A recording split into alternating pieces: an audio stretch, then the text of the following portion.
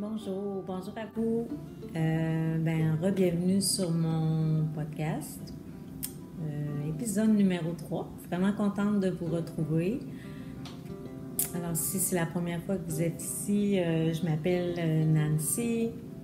Je suis une vieille tricoteuse qui s'est remis au tricot il y a quelques années. Puis, c'est ça. Je suis de retour pour mon 3e épisode. J'essaie de garder un rythme qui me convient. Fait que je filme quand j'ai des choses à vous montrer, puis quand j'en ai envie. Là, j'en avais particulièrement envie parce que prochainement, je déménage. Fait que je vais avoir probablement moins le temps de tricoter, puis c'est ça. Je vais prendre probablement un peu de retard, entre guillemets, dans mes tricots. Fait que je me suis dit, tiens, c'est un bon moment avant de partir dans le feu roulant du déménagement pour vous filmer un petit épisode. Alors le printemps est arrivé. Hein? Aujourd'hui, on est samedi. Samedi, quelle date? Mon Dieu, je perds la notion du temps. Samedi le 27 mars. C'est agréable. Quand je pensais à filmer mon épisode, je me demandais... je me demandais. Là, je savais que j'avais des choses à vous dire, mais je me disais comment je vais aborder mon petit blabla d'épisode. Puis j'avais le goût de vous parler du printemps. Puis la première chose qui m'est montée, c'est que j'ai beaucoup de... Moi, quand le printemps arrive, je deviens un peu... Je sais pas si c'est comme ça pour vous, là, mais moi, je deviens un peu fofolle. C'est comme si j'ai plein d'envies qui pop. J'ai envie de m'acheter des vêtements, j'ai envie de m'acheter de la laine, j'ai envie de... J'ai toujours envie, mais là, c'est pire. C'est sûr que avec les années, j'ai appris à canaliser ces envies-là. Pour faire... Parce que des fois, quand t'es trop... En tout cas, si je suis trop impulsée, je le regrette.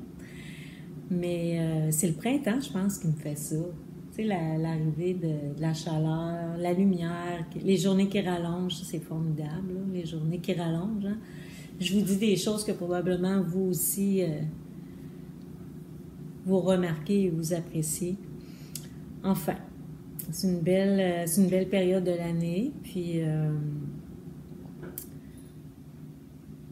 ça me fait vraiment sentir vivante, oui, vraiment.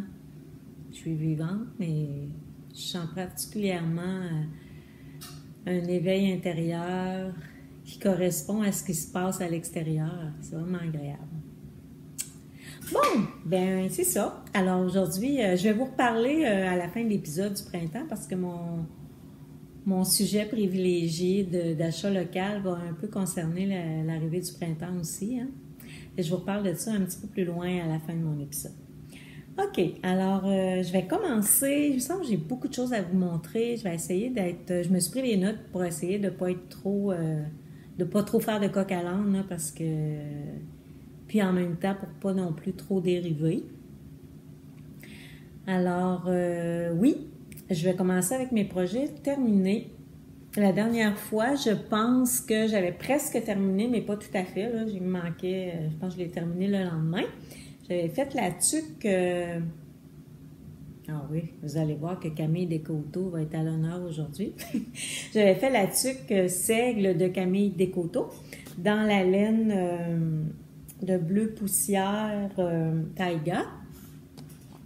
C'est sûr que là, ma tuque, elle a pris le bord parce que la température s'est réchauffée, fait que je la mets plus, mais je l'ai bien portée. Hein? Aussitôt que je l'ai eu terminée, je l'ai bien portée. Fait que c'était de la taïga, c'est de la laine 100% d'Orset canadien. Puis c'était une couleur one of a kind, c'était bleu-vert. J'avais acheté 2 écheveaux en ayant en tête de peut-être me faire soit un col, soit des mitaines. Puis finalement, j'ai choisi de faire des mitaines. Alors, j'ai fait, je vous le montre tout de suite, là, c'est pas un objet fini parce que j'ai juste une mitaine de fait. Puis évidemment, j'ai perdu mon envie là, parce que la chaleur est arrivée, fait que probablement que je vais finir l'autre à l'automne. Fait que c'est la mitaine que j'ai faite dans la même laine. Là. Ça s'appelle Syrah. C'est un patron de, si je me trompe pas, je l'avais à quelque part, tout ça. Création d'Annie Mélie. Alors, c'est une Québécoise qui est qui a plusieurs patrons sur Ravelry. Avec la mitaine Syrah, je peux vous la montrer. Alors, je l'ai faite dans la même lettre, évidemment. Puis, mon intention, ce serait de la doubler en mohair. Parce que je me rends compte que je suis bien frileuse des mains l'hiver, puis j'ai une paire de mitaines que je vous avais déjà montré, là, que j'avais doublé en mohair, puis je les ai toujours dans les mains. Je les mets tout le temps. Fait que je pense que je vais essayer de les doubler en mohair allumé. Ça va aller à l'automne. Je vais faire la deuxième à l'automne, puis je vais doubler celle-là. Fait que c'est un petit point texturé, là. C'est même pas des torsades, là. C'est vraiment très facile à apprendre. C'est quelques rangs qui se répètent. On commence par le poignet, évidemment, puis c'est un montage tubulaire. J'ai vraiment aimé ça, hein. C'est comme un montage, c'est un petit peu plus long, mais ça vaut vraiment la peine. Ça fait une belle finition. Fait que voilà pour un demi-effort finalement. Mais je voulais comme marier les deux, mais ça va attendre à l'automne. C'est vraiment pas mon envie de continuer à tricoter des mitaines. Ah, ben oui, mon FO, un autre de mes FO, c'est un test. Alors, tantôt, je vous parlais de Camille, c'est un patron de Camille. Vous allez le voir passer, là, parce qu'il y a plusieurs personnes qui le testent. C'est le plus un sweater. J'aimais vraiment le jacquard. Fait que quand Camille a appelé au test, j'ai appliqué, puis bon, j'ai été choisie. Ce chandail-là, Camille, elle nous donne, quand elle nous envoie, c'est pas la première fois là, que je testais pour Camille, fait que quand elle nous envoie le patron, elle nous dit qu'on peut faire les modifications qu'on veut, mais de l'inscrire dans notre fiche Ravelry, évidemment, pour d'inscrire les modifications qu'on a fait dans notre fiche Ravelry. Fait que moi, ce que j'ai fait des modifications, effectivement. Je vais vous expliquer qu'est-ce que j'ai fait. Je peux peut-être vous parler de ma laine. Il y a quelques semaines, j'ai de la misère avec le temps, il y a quelques semaines ou quelques mois, j'avais posté une publication sur Instagram pour présenter cette laine-là. J'avais fait mon échantillon.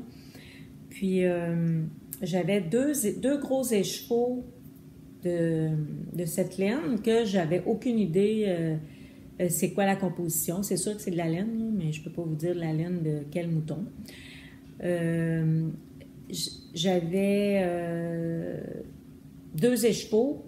Quand je les pesais, ça donnait à peu près 320 grammes de laine. Puis, pour relater un peu l'histoire de cette laine-là, c'est que mon conjoint, quand on pouvait encore voyager, est allé en Roumanie. Puis, je lui avais demandé dans son voyage si jamais il trouvait de la laine du pays, de m'en acheter. Que j'aimerais ça qu'il m'en rapporte. Fait que sa façon de voyager, lui, il arrive à l'aéroport, il loue une voiture, ça c'est fait à l'avance, là, quand il part, il sait qu'il va avoir une voiture. Puis il voyage comme ça, il part avec la voiture, puis le matin ou le midi, il va prévoir où il va aller coucher le soir, puis il va réserver avec Internet. Bon, il est un peu voyage sac à dos, là, mais avec une voiture, mais je veux dire, il planifie pas exactement son itinéraire où il va coucher. Puis c'est pas un voyage organisé, c'est ça. C'est un voyage un peu à la bonne franquette. Fait que il se promène beaucoup dans le pays, il se fait un itinéraire. Fait que c'est sa troisième pays qui voyage de cette façon-là. Fait que je lui avais demandé, c'est ça, tu trouves la laine. Fait qu'à chaque fois qu'il arrivait dans un village, puis qu'il y avait un petit magasin, souvent c'était en campagne, en Roumanie, comme des petits magasins généraux où il y a tout dans le magasin, dans le village, il y a un magasin puis il y a tout. Fait qu'il rentrait dans le village, puis il se faisait comprendre du mieux qu'il pouvait avec son traducteur sur son téléphone. Puis il demandait de la laine. Puis il voyait des moutons en se promenant dans la campagne, il voyait des moutons. Fait qu'il disait, il y a de la laine, c'est sûr. Jusqu'au jour où, bon, il est arrivé dans un village et avec à moitié des signes et à moitié son traducteur, il a réussi à demander à une dame si elle avait de la laine. Fait que là, la dame puis elle est partie à l'arrière de la boutique du magasin, puis elle est revenue avec 2 énormes écheveaux. Puis elle lui a vendu. Elle était très fière. Il regrette de ne pas l'avoir photographiée parce qu'il était très contente que je lui demande la laine. Elle était très fière. Puis si je me rappelle bien, pour les 2 écheveaux, ça a coûté 12 $. Tu sais, c'était vraiment une joke. Fait que c'est ça. Fait que j'attendais le projet. Je me disais, à un moment donné, je vais me trouver un projet pour tricoter cette laine-là. Je pensais au début la mettre dans un châle. Puis finalement, quand Camille a fait le test, j'ai vu que c'était de la laine sport. Fait que j'ai sorti ça, puis je me suis dit, probablement que ça fonctionnerait. Fait que j'ai fait mon échantillon, ça fonctionnait. Fait que j'ai pris cette laine de Roumanie, que je peux pas vous dire, c'est ça. Je pense que c'est un fil sport, mais je peux pas vous dire en quelle laine c'est, mais je l'ai utilisé pour mon projet. Fait que je suis bien contente de l'avoir utilisé. C'est tout ce qui me reste. Fait que il reste quand même peut-être un 50 grammes. Là, je ne l'ai pas encore pesé, mais je vais le faire sous peu. Et pour la laine contrastante, Camille recommandait, je pense que son but premier, c'était d'utiliser la laine qu'elle filait. Fait que ça pouvait servir, ça pouvait faire un beau jacquard avec la laine qu'elle avait filée. Ou elle conseillait la Spin Cycle, entre autres, puis une autre marque dont je ne me rappelle plus, mais en tout cas, on pouvait prendre ce qu'on voulait finalement pour faire le jacquard. Fait que j'ai choisi de prendre de la Spin Cycle. J'ai choisi la couleur Stay Ready. Fait que je trouvais qu'avec le beige,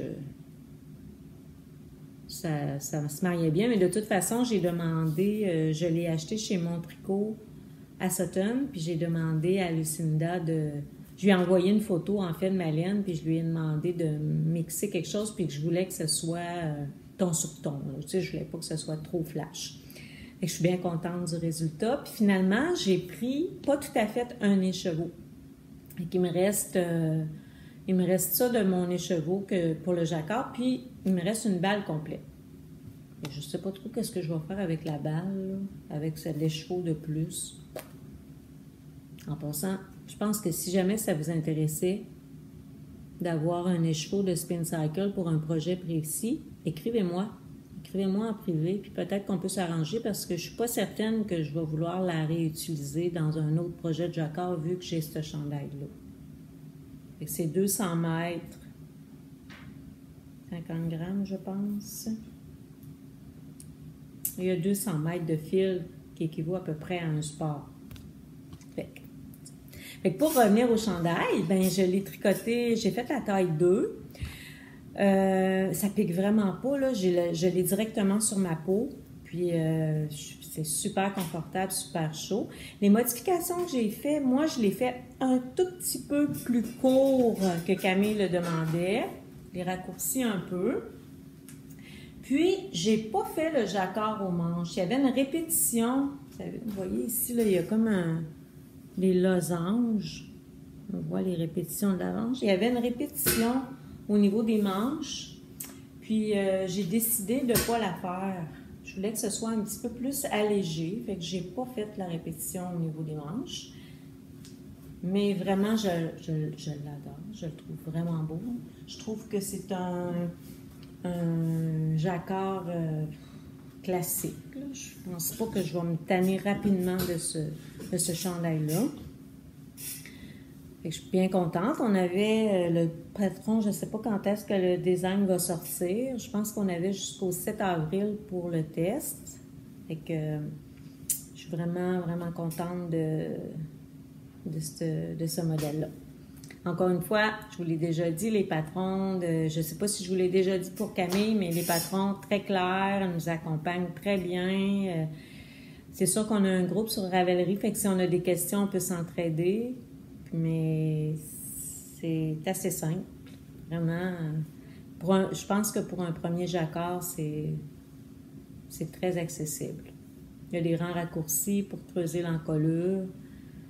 Puis on ne s'ennuie pas parce qu'on a toujours notre petit jacquard à tricoter, mais vraiment, j'ai beaucoup aimé. OK, je pense que j'ai tout dit pour ce projet-là. J'ai parlé de ma modification, j'ai fait la taille 2. C'est ça. Je ne sais pas la quantité parce que je n'ai pas encore pesé pour ma couleur principale. OK. Alors, pour mon autre... est-ce que j'ai un autre projet fini? Oui, j'ai un autre projet fini. La dernière fois, non, c'est pas vrai. Dans mon épisode numéro 1, je vous avais parlé de ma peur de sticker un chandail. Puis que j'avais pas à ce moment-là beaucoup de place dans ma tête pour faire ça. Fait que j'ai réussi. Je l'ai fait. J'ai stické ce chandail-là, je sais pas là, comment ça fait. Ça fait peut-être un mois, en tout cas, après avoir tourné l'épisode. C'est un petit cardigan qui est pour une de mes petites filles. C'est elle qui a choisi ses couleurs. Puis même, c'est elle qui a choisi son jacquard. Peut-être que je vous l'avais mentionné. Elle a choisi une bande dans un livre de... J'ai un livre sur différents jacquards, là, sur différents motifs. Puis c'est elle qui a choisi sa bande que j'ai faite dans le bas. Elle a choisi aussi ses couleurs. Bon, il me restait à le sticker. Fait que j'ai fait ce que j'avais à faire. J'ai revisionné des tutoriels, dont celui de Claude Tricot et celui de Marie-Christine Lévesque pour vraiment m'aider à bien visualiser ce que j'avais à faire. Fait que j'ai premièrement, c'est sûr que quand on fait un stick, on a toujours des mailles dans le centre en jersey qui font pas partie, entre guillemets, du patron. Puis, c'est à partir de ces mailles-là, des fois c'est 5, des fois c'est 6. Moi, je pense que c'était 5, mais en tout cas, je suis pas sûre, mais peu importe. On vient faufiler au crochet, comme sécuriser nos mailles. Puis, avant de sticker, j'ai fait mes boutonnières. Fait que là, j'avais les boutonnières, puis mon chandail était attaché. Oh, pardon. Mon chandail était attaché dans le centre. Il n'était pas coupé encore, mais il était un peu comme si c'était comme ça. Par la suite, j'ai coupé. Tout a tenu en place. Fait que j'étais vraiment contente. Un petit peu stressée de mettre les ciseaux, mais ça s'est super bien passé.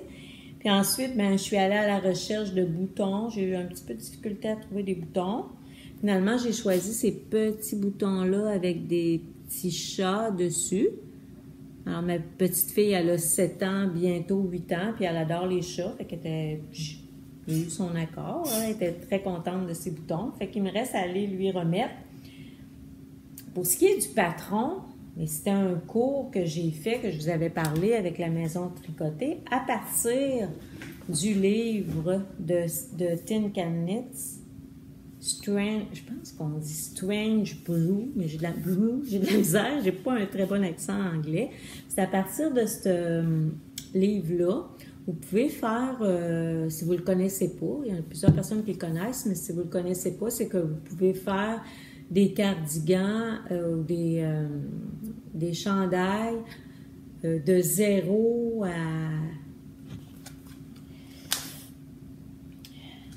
Je vais essayer de vous dire jusqu'à quelle taille.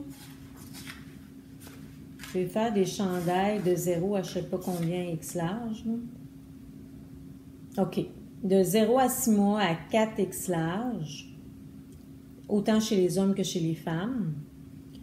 Fait qu'il y a beaucoup de tailles. Là. Vous voyez ici, là, c'est toutes les tailles que vous pouvez faire. Puis, ce qu'il y a de le fun, c'est que vous pouvez faire un chandail soit en fingering, soit en déca ou en hareng. Alors, fait que vous avez, selon votre grosseur de laine, vous adaptez votre patron, le nombre de mailles que vous devez monter, etc. Fait que c'est vraiment pratique parce que ça nous accompagne bien, c'est assez bien expliqué. Puis en même temps, vous avez différents motifs de jacquard à l'intérieur. Je ne sais pas comment il y en a. Là. Il y en a plusieurs modèles différents. Puis vous pouvez, dans tous les cas, dans tous les modèles, vous pouvez les faire dans toutes les grandeurs et avec toutes les grosseurs de fil, les 3 grosseurs de fil. Fait que c'est vraiment bien. Comme une recette, finalement, pour chaque grosseur de laine. Fait que c'est avec ça que j'ai fait ce chandail-là. Vous pouvez aussi, ce gilet-là, vous pouvez aussi faire un top-down ou un button-up, les deux. Alors, un chandail tricoté à partir du haut ou bien à partir du bas. Dans les deux cas, vous avez aussi les deux recettes pour faire ce genre-là. Ça parle aussi du stick, là, très, très sommairement, là, mais en tout cas, c'est comme un livre de recettes de tricot. Moi, j'appelle ça comme ça. Fait que vous pouvez faire plein de modèles puis plein de grosseurs de laine. Fait que c'est bien intéressant. Fait que ça, c'est ça. J'ai tricoté ce chandail-là à partir de cette recette-là, mais en mettant un jacquard que ma petite fille voulait avoir. J'ai fait choisir dans un livre un modèle de jacquard qu'elle voulait avoir. OK. Fait que ça ressemble à ça pour mes... Ah oui! Avant de continuer, parce que vous savez que j'ai toujours en tête de faire le cas. Ben, je l'ai parti, là, mais j'ai pas encore vu de photos. C'est peut-être un peu tôt. J'ai pas encore vu de photos pour le cal. Mais j'ai parti, je vais vous l'inscrire dans le bas. C'est parce que je le cherche parce que je veux pas faire de faute. De toute façon, je vais vous l'inscrire dans le bas. Ça s'appelle le cal bas surprise 21.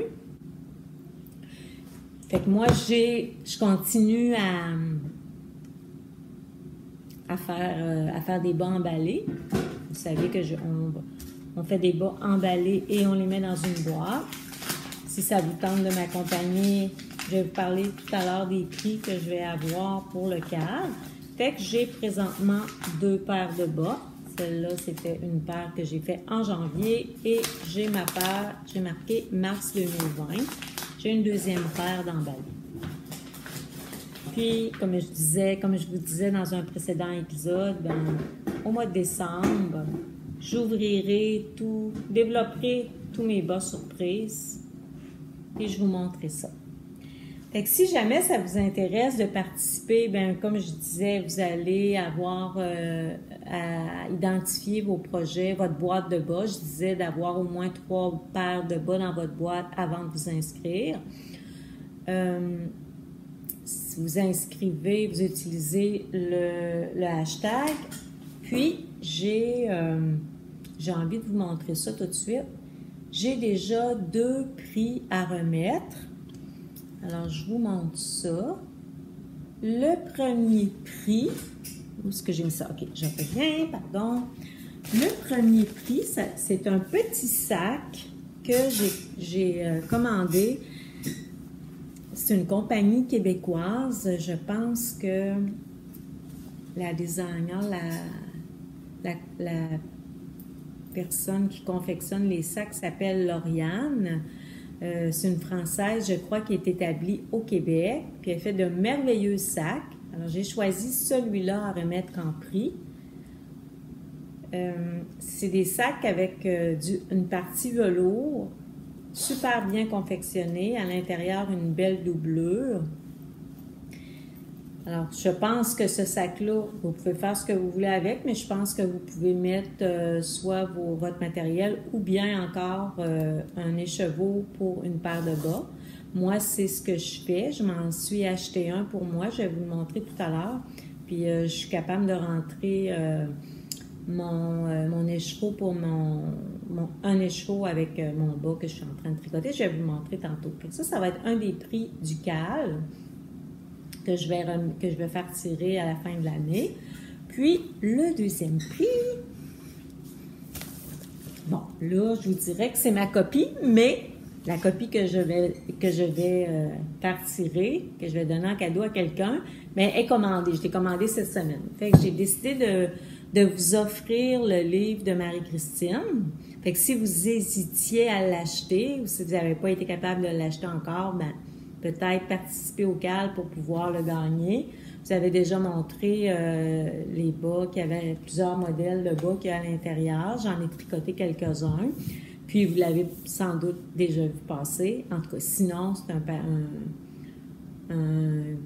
un livre, une collection de bas vraiment super à avoir dans sa collection. Fait que ça aussi, au mois de décembre, je vais le faire tirer. Je suis pas supposée de vous parler de ça tout de suite, mais c'est correct. Fait que voilà pour le cal. Fait que on a du temps quand même. On est au mois de mars. Fait que on a jusqu'en décembre pour participer. Fait que si vous avez le goût, comme je disais, moi je fais pas des bas nécessairement. Tous mes bas iront pas dans la boîte parce que si j'offre des bas en cadeau, évidemment je les emballerai pas. Mais pour ce qui est de mes bas personnels à moi, je les emmagasine dans la boîte. Puis je sais que je vais avoir bien hâte au mois de décembre je vais avoir bien hâte de déballer mes bas. OK. Alors, pour ce qui est de mes projets finis, j'ai fait le tour. Merveille. Fait que je vais aller dans mes projets, mes projets en cours. Alors, justement, voici le petit sac que je me suis acheté pour moi. Fait que tant qu'en acheter un, j'en ai acheté un autre pour moi-même parce que je les trouvais vraiment beaux. Et à l'intérieur, bien, comme je vous disais, j'ai mon écheveau de bas que je suis en train de tricoter. Et cette laine-là, c'est la laine de Annie Parrell. C'est la boîte 12 bas là, par année. Ben 12 bas, hein, c'est ça. Voyons. C'est la collaboration entre des designers et la maison tricotée. Comme je vous ai déjà dit, à chaque mois, on reçoit un écheveau d'un designer, d'un teinturier, une teinturière québécoise. Fait qu'au mois de mars, c'est Annie Parrell. Mon Dieu, je me rappelle pas de la couleur. Je sais que c'est un fil mérino nylon, puis c'est un mérino biologique. Et pour l'instant, c'est ce que j'ai commencé à tricoter, à peine commencé. J'ai commencé cette semaine. J'ai pris un petit peu de retard dans mes bas. Puis celui-là, ça ne sera pas pour moi. Ça va être pour offrir en cadeau. Parce que je suis en train de me faire une petite boîte de projets que je vais offrir en cadeau. Il va y avoir quelques paires de bas. Puis, j'ai mis une tuque. Fait que je me fais une petite boîte pour cadeau de dernière minute que je vais pouvoir offrir l'hiver prochain. Fait que ces bas-là, ça va faire partie des bas d'un des cadeaux que je vais offrir. Je vais essayer de vous mettre une photo parce que je vais faire les bas. Je suis en train de faire, les bas roux. C'est ça, Rookie? Je pense. Je m'excuse, je ne l'ai pas noté. Je vais vous dire ça. Oui, c'est le patron Rookie, mais les photos sont en noir et blanc. Elles sont vraiment pas belles. Fait que je vais essayer de vous insérer une photo pour que vous voyez le design du bas. C'est un bas avec un point texturé sur le dessus du pied, puis je pense une genre de torsade sur les côtés. Fait que je mettrai une photo. Et ça, c'est un de mes encours. Ça fait longtemps que je n'ai pas filmé, puis j'ai l'impression que je suis un petit peu stressée. J'ai toujours l'impression que je parle trop et que je vais vous faire un épisode super long. Fait que je vais essayer de me calmer un peu. Une chance que j'ai mes notes, ça me permet de me recentrer. Parfait. OK. Fait que je vais vous parler de mon deuxième en cours après mes bas. Alors, je vous en avais parlé la dernière fois. Je vous avais même mis une photo du Carl Johan Sweater, de la designer derrière Knitting for Olive. Fait que je l'ai commencé. J'ai séparé les manches du corps. Puis là, j'ai fait un petit bout du corps. Puis une fois rendue à la fin de ma balle de mohair, j'ai décidé de me lancer sur les manches parce que, comme je suis pas certaine que je manquerai pas de mohair, ben j'ai préféré faire les manches, puis ensuite, je vais m'ajuster au niveau du corps. Quitte à faire le corps un petit peu plus crop, là, je vais voir. Mais c'est ça. Fait que j'ai laissé de côté, j'ai laissé mes aiguilles sur le corps, puis j'ai commencé à faire les manches. Je l'ai essayé, le fit est super bon. J'aime beaucoup mon mix de couleurs. Je vais vous montrer ça. J'ai choisi un fil de la maison de tricoter, tweed, la tweed très fine, avec un mohair. Alors, un mohair de Knitting for Live. Dusty Article, je ne sais pas trop comment prononcer, avec... mon Dieu, je ne me rappelle pas du nom, mais de toute façon, on voit qu'il y a un petit peu de speckle dans ma tweed. De toute façon, je vais bien documenter ma fiche Ravelry, vous allez avoir tous les détails. Fait qu'il me reste... Je viens à peine de commencer ma 3e balle. Fait que là, il me reste 2 balles de mohair pour finir mon chandail. Pour celle-là, j'ai pas de problème. Je suis sûre que j'en manquerai pas. Celle-là, c'est pour ça que j'ai décidé de faire mes manches avant, parce que je me suis dit, s'il me manque, si je fais le corps puis que je suis pas capable de finir mes manches, ben j'aime mieux que ce soit le contraire. Hein? J'aime mieux raccourcir le corps puis avoir les manches de la longueur que je veux. Fait que c'est pour ça que je me suis lancée sur les manches. Mais tu sais, c'est super facile à tricoter, là, une fois qu'on a séparé du jersey. Mais en même temps, ça va être un basic, ça va être un classique. Je pense que je vais vraiment l'aimer. Je ne le porterai pas probablement avant l'automne, mais il va être prêt, il va être dans ma garde-robe. Le modèle, c'est le Carl Johan Sweater. Mon 3e en cours, actif, parce que j'ai d'autres en cours, évidemment, que je ne vous montre pas parce qu'ils dorment, mais un jour, ils vont se terminer. Alors, mon 3e en cours, c'est un autre test de Camille encore. Oui, c'est ça.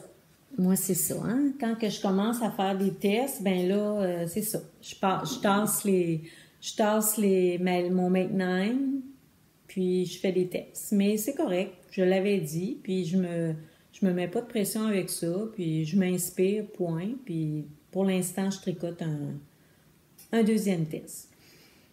Ça, c'est un chandail c'est un t-shirt, un chandail léger que Camille a publié une photo fin février au début mars, je ne sais plus. Quand j'ai vu ça, j'ai vraiment capoté. Là. J'ai fait « Hey, j'en veux un ». Fait que je lui ai dit tout de suite que je trouvais que ce chandail-là était vraiment magnifique. Puis quand elle a fait l'appel au test, j'étais en train de tester ce chandail-là. Fait que là, ben oui, j'ai pas résisté, puis j'ai appliqué, j'ai fait « Je vais m'organiser ». Fait que je me suis dépêchée à clencher celui-là. Puis, ben, j'ai commencé le test. Puis j'ai un petit peu plus de temps parce que le délai était différent. Fait que c'est le test, le chandail Velen, c'est ça, le Velenti. Je vais essayer de vous mettre une photo là, du chandail, de la photo que Camille a publiée sur son Instagram. Fait que j'ai choisi de le faire. J'ai regardé un peu ce que j'avais dans mes laines. Puis je voulais un fil, quand même un fil léger pour l'été. J'aurais pu le faire avec un fil de mérino coton. Mais finalement, j'ai opté pour la même laine que le patron original. Camille le fait dans le fil Helios de bleu poussière. Puis, c'est ce que j'ai choisi de faire. J'ai commandé, aussitôt que j'ai su que je faisais le test, j'ai commandé la laine à Chani de bleu poussière. J'ai choisi, il restait pas beaucoup de couleurs parce qu'elle avait fait une vente sur son site, puis il restait quelques couleurs, puis je voulais pas attendre qu'elle fasse une autre vente sur sa boutique parce que ça allait être à fin mars, puis là, on est fin mars, puis c'est pas fait encore, fait que j'aurais manqué de temps pour tricoter le t-shirt, fait que j'ai commandé cette laine-là, mais honnêtement, je l'adore. C'est 50% mérino, 50% soie. Vraiment, là, je l'ai dit à Chani, c'est doux, là. Je pense que la chose la plus douce, ben, ou égale, là, au niveau de la douceur que j'ai tricoté, c'est le suri. Le suri, c'est très doux. Là, c'est peut-être pas aussi doux, mais c'est vraiment doux. Vraiment, là, j'ai vraiment hâte de porter, d'avoir ça sur ma peau, là. C'est d'une douceur exceptionnelle, vraiment. Puis une brillance aussi. C'est la soie, hein, j'imagine, qui amène toute cette brillance-là. C'est sûr que je ne l'ai pas porté. Je ne sais pas comment il va se comporter au lavage et par la suite, mais ça glisse sur mes aiguilles. C'est vraiment là, d'une douceur. C'est pas un test secret. Je peux quand même vous parler un petit peu. Là. J'ai comme, on commence à tricoter au niveau de l'encolure en arrière. Puis par la suite, c'est vraiment un montage original. J'avais jamais débuté un chandail de cette façon-là. Alors, on fait une bande ici, puis par la suite, on vient relever des mailles le long de l'encolure. Puis, on crée l'épaule et la manche. Alors, vous voyez ici, je ne sais pas si vous le voyez, là, on a le dessus de l'épaule. Et ça va être ma manche qui descend, qui augmente. Puis, finalement, quand je vais être un petit peu plus avancée, bien, là, je vais venir rejoindre en rond. C'est une encolure en V. Vous allez le voir sur la photo. Une encolure en V. Puis, je vais venir joindre en rond. Puis ensuite, je vais descendre ça jusqu'en bas. C'est un petit point c'est un point texturé sur 4 ans. Et il faut que je vous dise... Quand j'ai reçu le patron, je ne l'avais pas vu je ne sais pas, elle l'avait peut-être écrit, mais je ne l'ai pas vu. Je l'ai vu seulement quand j'ai quand j'ai reçu le patron.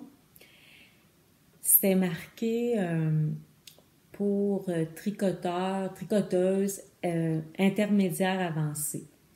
Là, j'ai eu comme un petit choc parce que je me suis dit, oh mon Dieu, est-ce que je vais être... Honnêtement, je doutais un peu de ma capacité à... Je me considère pas comme une tricoteuse avancée. On va dire ça comme ça. Je me considère pas comme une tricoteuse avancée, fait que ça m'a fait un peu peur. Je me suis dit, oh mon Dieu, je vais être capable. C'était marqué qu'il fallait être capable de lire son tricot. Fait que, bon, j'ai mis ça de côté, puis j'ai dit, on commence, puis on verra. J'ai posé une question sur le groupe sur Ravelry là, pour clarifier un peu ma compréhension du patron.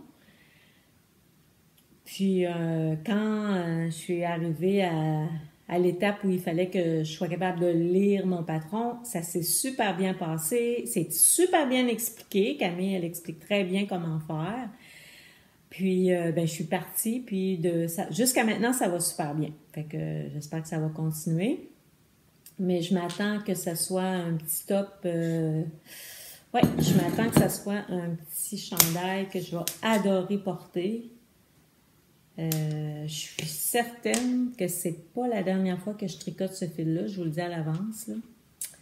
Puis je sais pas quand est-ce que le patron va sortir. On a juste, si je me trompe pas, on a jusqu'à la mi-avril pour finir le test.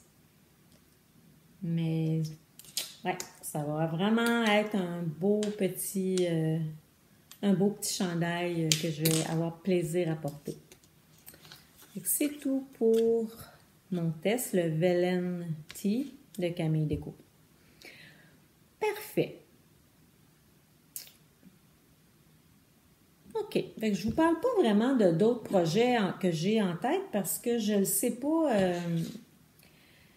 je ne sais pas comment ça va aller. Je déménage prochainement. Fait que je ne sais pas trop comment ça va aller dans mon déménagement. Fait que je ne veux pas me mettre de pression de tricoter. Si j'ai pas le temps, j'ai pas le temps.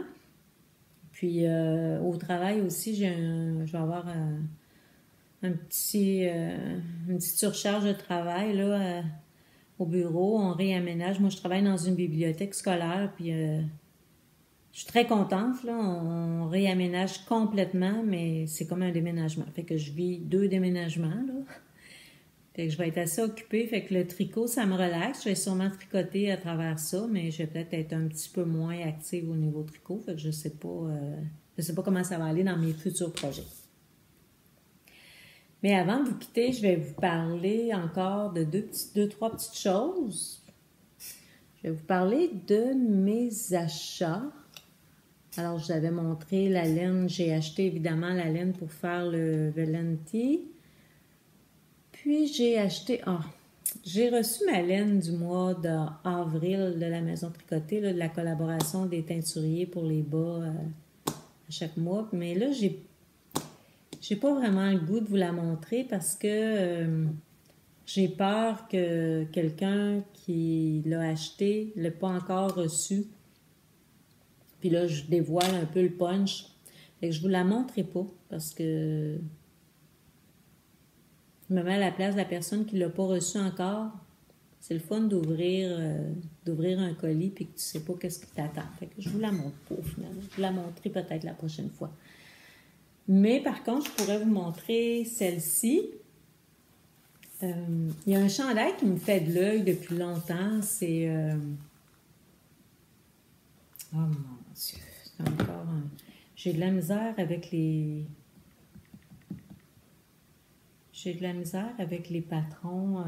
Voyons, j'ai de la misère avec l'anglais. Hein. Moi, je suis pas très bonne en anglais. Puis, je me rappelle pas du modèle. C'est un modèle de Denise Byron. Puis, il se fait en cardigan. Puis, elle l'a sorti dernièrement en pull fermé.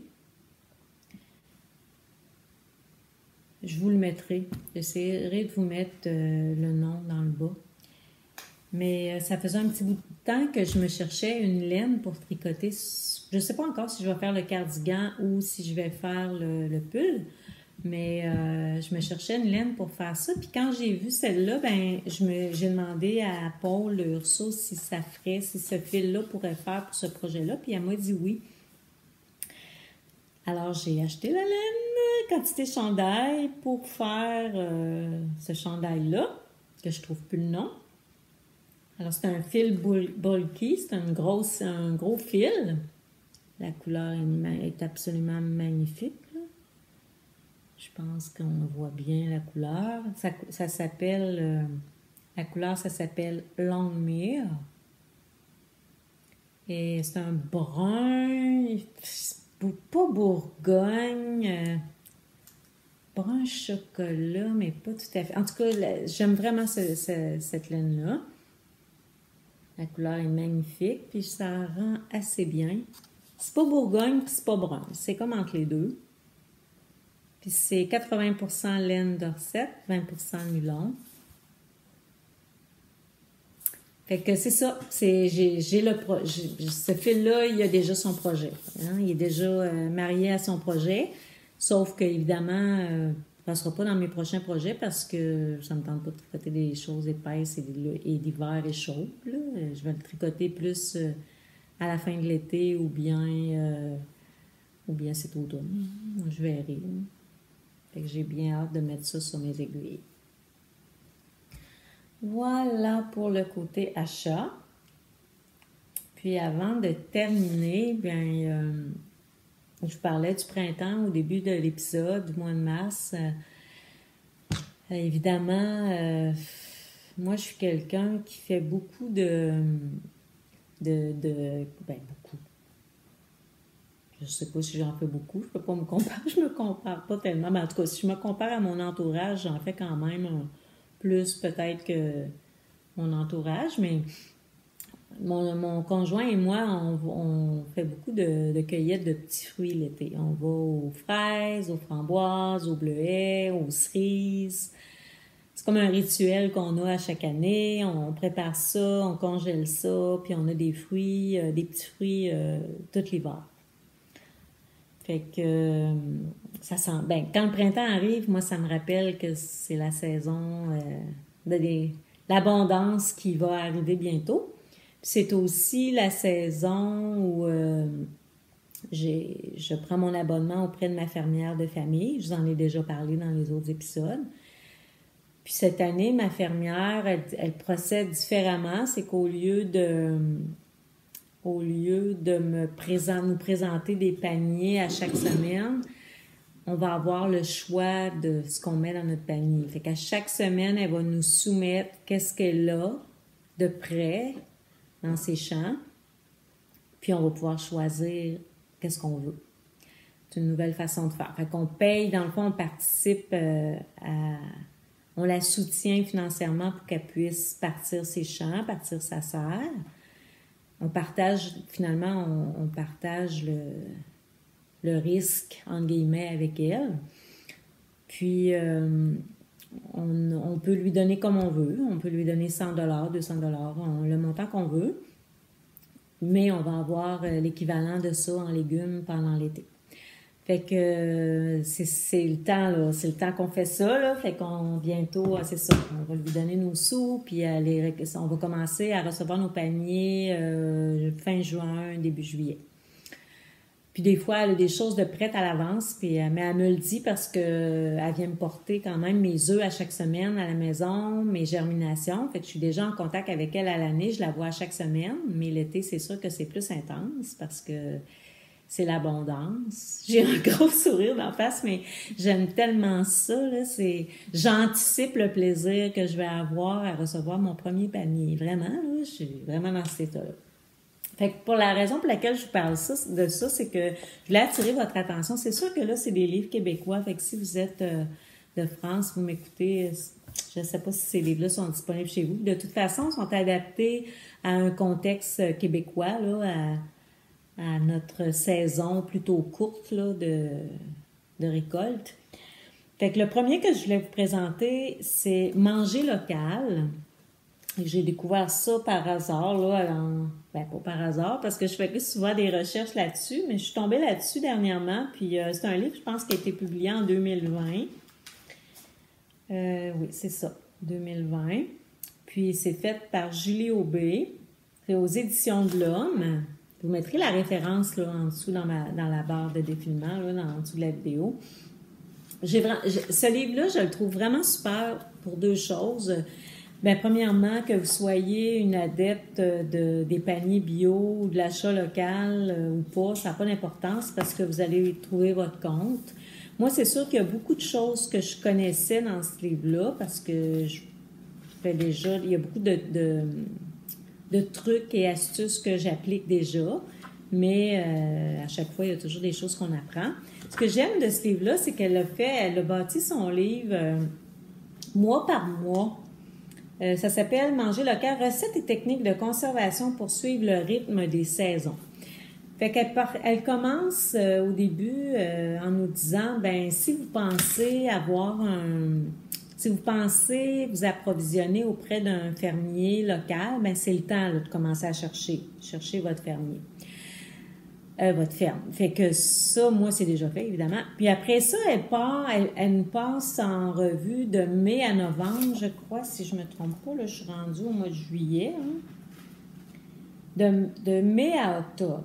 Alors, elle vous met le spotlight, là, elle vous met l'attention sur les légumes qui sont les vedettes du mois de mai, les vedettes du mois de juin. Exemple, en juin, il y a la fraise et la rhubarbe, évidemment. En mai, il y a les asperges. Fait qu'elle vous présente différents aliments par mois.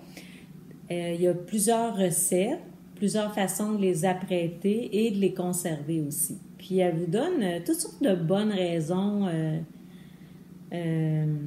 pour vous approvisionner local. C'est vraiment très intéressant. Je trouve que c'est une belle porte d'entrée si ça vous tente d'en savoir un peu plus sur la façon de se nourrir localement. C'est une belle porte d'entrée accessible, puis on prend les trucs qu'on veut bien. Et ça, c'est le premier livre que je voulais vous présenter. Puis le deuxième livre, celui-là, c'est quelqu'un que je suis sur Instagram qui a publié un post, qui a fait une publication sur ce livre-là. Ça a vraiment attiré mon attention, fait que je me le suis procuré. Ça s'appelle « La saison des légumes » de Marie-Ève Savaria. Puis je me suis abonnée à son compte Instagram, d'ailleurs. Celui-là, je trouve, il est super accessible, là, mais il est un petit peu plus un petit peu plus poussée. Tu sais, elle va aller chercher des aliments qu'on voit un peu moins si on n'est pas habitué à cuisiner local. Fait qu'elle va aller chercher... la construction est vraiment intéressante parce qu'elle nous propose toutes sortes de recettes, mais pas des recettes... c'est plus des inspirations. Là. Je vais essayer de vous donner un exemple là, rapidement. Elle y va par famille d'aliments. Essayer de trouver exemple. Je sais pas. Attendez un instant. OK. Alors, elle va y aller avec une famille. Ici, on a la famille des astéracées. Entre autres, les artichauts fait partie de cette famille-là. Les endives, les radicchios. Moi, je m'achète des radicchios à l'épicerie. Puis la caissière, souvent, c'est quoi? Je me demande c'est quoi ce légume-là. Fait que ça, c'est des légumes peut-être qu'on utilise un peu moins. Puis là, elle nous dit du pissenlit. C'est vraiment intéressant. Fait qu'elle y va par famille d'aliments, puis elle nous donne des idées, mais pas des grosses recettes. Exemple, le pissenlit, vous pourriez le faire poêler, vous pourriez le faire sauter. Elle nous donne des petits trucs comme ça pour le cuisiner rapidement, sans chichi. Puis ensuite, ce que je trouve intéressant, c'est que dans chaque catégorie d'aliments, elle nous dit comment les cuisiner l'hiver. Cuisiner ces aliments-là l'hiver. Alors, plein d'idées de repas. Puis, ce que je trouve génial aussi, c'est que elle nous donne des trucs pour les accompagner en saison, hors saison, puis elle nous met même un alcool local, là je parle du Québec évidemment, un alcool local qu'on peut boire avec cette catégorie d'aliments-là. Fait que je trouve ça vraiment génial, mais c'est pour peut-être un peu plus les aventuriers qui veulent aller plus loin, qui veulent découvrir des nouvelles saveurs. Fait que puis c'est quand même important de le dire parce que quand on s'abonne à un panier, si vous aimez seulement la salade, les radis, puis les tomates, puis les concombres, ben c'est clair que il y a plein d'autres choses que vous allez avoir dans votre panier. Fait que ça vous amène à découvrir des nouveaux légumes, faire des belles découvertes de nouveaux légumes. Puis, ben des fois, on manque d'inspiration pour les apprêter. Fait que je trouve que c'est des beaux outils pour aller plus loin là, dans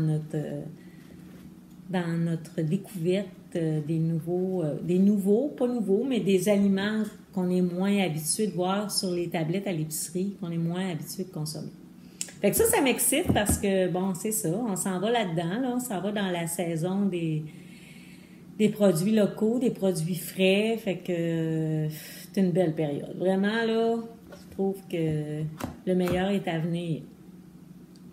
Fait que c'était mon petit volet achat local pour cette capsule, cet épisode de podcast, pardon. Fait que je pense que j'ai pas mal fait le tour de ce que je voulais vous dire. C'est toujours la même chose. Je vais filmer quand je vais avoir quelque chose à vous montrer. Je sais pas comment ça va prendre le temps. C'est sûr que là, on s'en va vers l'été. Je passerai pas l'été sans vous faire un petit coucou, mais je vais me centrer dans les prochaines semaines sur mon déménagement qui s'en vient. Alors, si vous avez des commentaires, ça va me faire plaisir de vous lire puis de vous répondre. Puis si vous avez aimé la vidéo, vous pouvez toujours me mettre un petit pouce en haut. Moi, j'ai eu un petit pouce en bas dernièrement. Je me suis demandé, mon Dieu, à quoi ça sert les petits pouces en bas?